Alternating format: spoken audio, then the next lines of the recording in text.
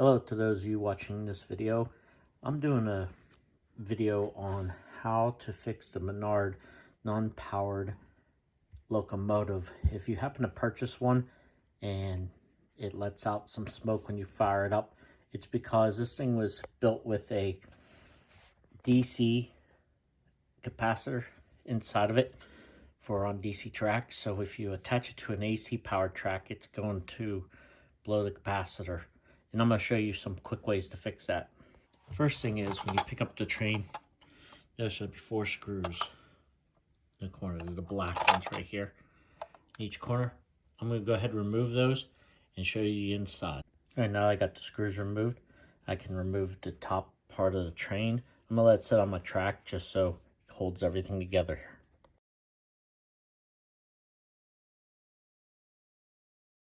Moving the top of the train off, you can see I've already previously modified my train. So there is a capacitor you'll find in here. Then what it is it's hooked straight from one of the rollers off one end. I do believe it's this side. It's connected straight from a roller, and it would go to the capacitor. Then we actually connect to one of these screws. So if it's not that one, it's this one. But either way, it's attached to a screw and a white wire, kind of like this. All you gotta do is either remove that, tape it off, and you're good.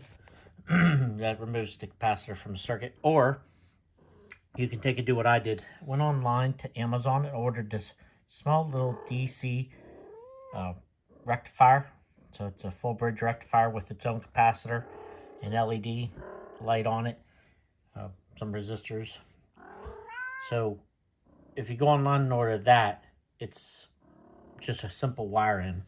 So what I did is anything that comes off the rollers got wired into the incoming AC of my rectifier. And then all the ground, so basically all I did was run a wire from the chassis here where I cut out the capacitor, run it over and connected it to the AC, the other side of the AC. So it puts a common there for it. So you got the hot and the common there. So have that all wired in. So anywhere you see the wire connecting to the wheels, that is connected to the chassis, and then this is wired into the chassis here for this power supply. So once again, the rollers connected to the AC in right here to the red wire, and the wheels in the chassis. So what I did is I just wired it straight to the chassis here, right into here. And then that allows it to power up. Then everything going to this board is basically set by, you'll see the positive and negative. So the red, I connected all to my red wire, and all the whites to this black wire. So they're actually combined together going here to receive power.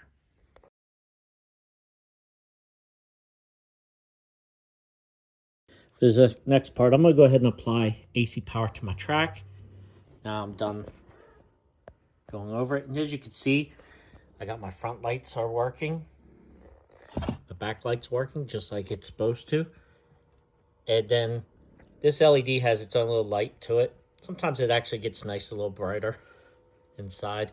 Puts a little bit of red glow out of the glass a little. No big deal. But either way, this is now running. It works on AC, or I can run it on a DC track without any issues being put on a DC full bridge rectifier. So if I apply AC power, it produces the DC this board needs. Or if I put it on a DC, it'll just pass it straight through. So hopefully this tutorial helped you guys out. It's a real simple fix, not a big deal. Thanks.